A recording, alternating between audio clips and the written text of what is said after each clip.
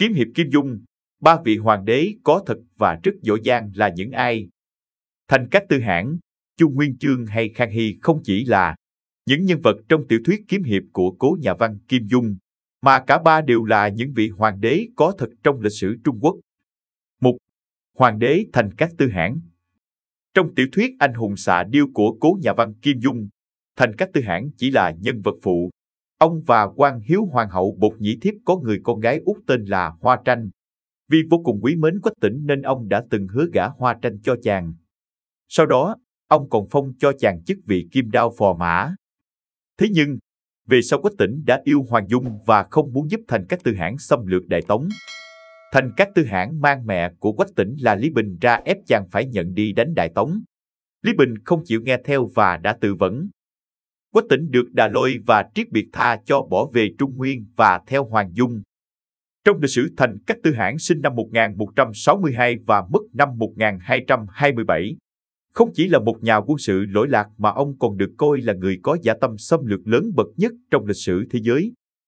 Theo những tài liệu còn lưu lại được trong cuộc đời binh nghiệp của mình, vị đại hãn của đế quốc Mông Cổ đã chỉ huy 32 chiến dịch lớn, 65 trận đánh, chinh phục từ châu Á sang châu Âu đất đai ở những nơi ông đã đi qua, nhiều hơn bất cứ nhân vật nào khác trong lịch sử.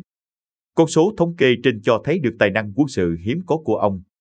Dù vẫn gây ra rất nhiều tranh cãi, vì hàng triệu người đã phải bỏ mạng bởi những cuộc chinh phục của vị đại hãn này. Từ cổ chí kim, không một ai có thể phủ nhận tài năng của ông. Từ điển bách khoa toàn thư Encarta đã viết về ông. Sự vĩ đại của Thành Cát Tư Hãn không chỉ thể hiện ở chỗ ông là nhà lãnh đạo quân đội tài ba, mà còn ở việc tổ chức, kỷ luật và sự nỗ lực tuyệt vời của quân đội. 2. Hoàng đế Chu Nguyên Chương. Xuất hiện trong tiểu thuyết Ỷ Thiên Đồ Long Ký của cố nhà văn Kim Dung, phần lớn tình tiết về Chu Nguyên Chương, vị hoàng đế đầu tiên của nhà Minh đều là hư cấu. Cố nhà văn Kim Dung mô tả Chu Nguyên Chương gia nhập Minh giáo, đã cứu Trương Vô Kỵ một lần khi Vô Kỵ còn nhỏ, khi Vô Kỵ cùng Bất Hối đến gặp Dương Tiêu. Chu Nguyên Chương có tài cán, túc trí đa mưu, đã dò ra được tung tích của Lục Đại môn phái khi họ bị Triệu Mẫn bắt. Tuy nhiên Chu Nguyên Chương ra tay có phần độc ác, nên Trương Vô Kỵ có phần ái ngại. Mặc dù vậy, Chu Nguyên Chương vẫn được cất nhắc lên vị trí cao trong Minh giáo, góp công lớn tiêu diệt nhà Nguyên và bè đảng Trần Hữu Lượng, lập ra nhà Minh. Sau đó ông sát hại rất nhiều công thần của mình. Chu Nguyên Chương sinh năm 1326 và mất năm 1398, còn gọi là Minh Thái Tổ. Ông là vị hoàng đế khai quốc của vương triều nhà Minh trong lịch sử Trung Quốc, cai trị từ năm 1368 đến 1398. Các sử gia gọi thời kỳ cai trị của ông là Hồng Võ Chi Trị. Ông được xem như là một trong số các hoàng đế vĩ đại nhất của Trung Quốc nhờ các công trạng to lớn của mình với đất nước. 3. Hoàng đế Khang Hy. Xuất hiện trong tác phẩm Lộc Đỉnh Ký của cố nhà văn Kim Dung, hình tượng nhân vật Khang Hy được xây dựng khá sát với lịch sử. Ông là một hoàng đế tài giỏi và kiệt xuất, nổi bật không kém gì nhân vật nam chính Vi Tiểu Bảo. Chính nhờ được sự sủng ái của Khang Hy mà Vi Tiểu Bảo có thể làm mưa làm gió trong triều.